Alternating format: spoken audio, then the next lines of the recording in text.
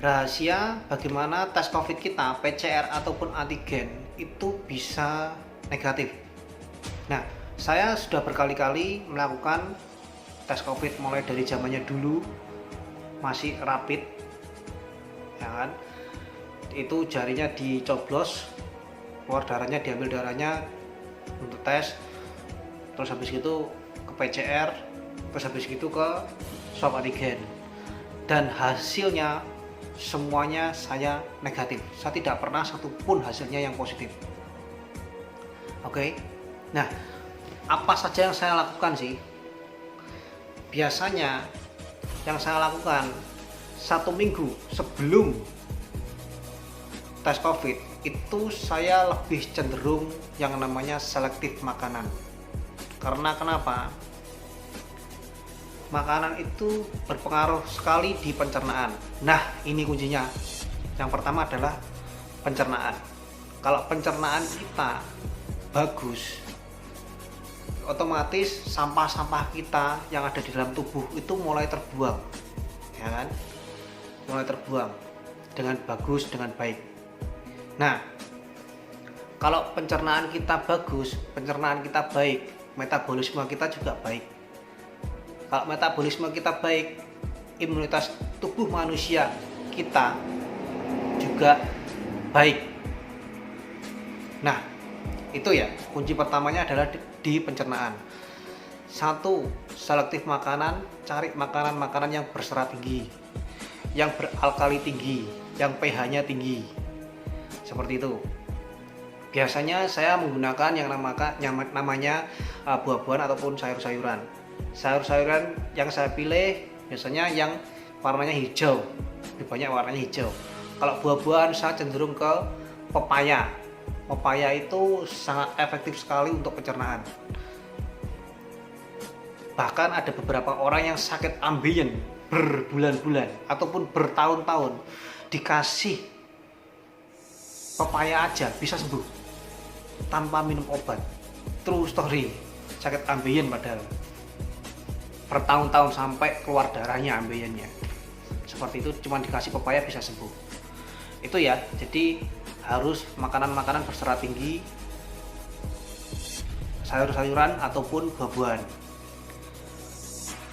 Setelah itu yang namanya minum air hangat, terapi air hangat itu sangat efektif juga, karena manusia ini, tubuh manusia, air minum ya kan, itu di dalam tubuh manusia airnya harus dihangatkan dulu sesuai dengan tubuh manusia, suhu tubuh manusia. Itu baru bisa dikelola oleh tubuh manusia. Tapi kalau airnya sudah hangat, itu lebih efektif lagi, lebih mudah dicerna di dalam tubuh manusia. Cukup air sangat efektif. Seperti itu. Yang pertama, pencernaannya. Semakin kita bagus pencernaan kita, itu semakin bagus metabolisme kita. Selain makanan, apa saja yang mempengaruhi pencernaan kita, metabolisme kita? Yang kedua adalah biasanya selain makanan, yang kedua adalah olahraga. Kita mengurangi yang namanya sedentary. Sedentary itu jarang bergerak atau malas bergerak, itu namanya sedentary. Jadi kita hilangkan yang namanya seperti itu. Jadi lebih cenderung olahraganya apa sih? Olahraga yang ringan saja. Cukup dengan jogging ataupun jalan kaki sudah cukup, nggak perlu terlalu berat-berat. Jogging 15 menit, 30 menit sudah cukup. Udah berkeringat, udah bagus seperti itu. Jadi olahraga ini sangat penting juga. Selain jogging, olahraga apa yang saya lakukan? Biasanya saya menggunakan Wim Hof pernapasan, sistem pernapasan Wim Hof. Kalau Bapak Ibu pernah dengar apa sih Wim Hof pernapasan? Nah, itu pernapasan yang latihan paru-parunya supaya otot-otot di paru-paru, di dada seperti ini bisa lebih kuat lagi. Bapak Ibu kalau tidak tahu yang namanya Wim Hof, boleh Google ataupun lihat di YouTube. Wim Hof, WIMHOF, Wim Hof Breathe. Dan itu sistem pernapasan seperti itu banyak sekali direkomendasi oleh beberapa pakar-pakar kesehatan, terutama di bagian paru di seluruh dunia. Jadi cukup bagus ya pernapasan Wim Hof ini. Selain itu yang pertama ya, pencernaan. Kalau metabolisme kita bagus, imunitas kita juga semakin bagus dari pencernaan. Kalau pencernaan kita juga bagus, imunitas kita juga semakin bagus. Yang kedua, vaksin. Vaksin sangat berpengaruh. Vaksin, saya beberapa kali berdiskusi dengan dokter paru. Vaksin itu bisa melindungi sampai 80% lebih.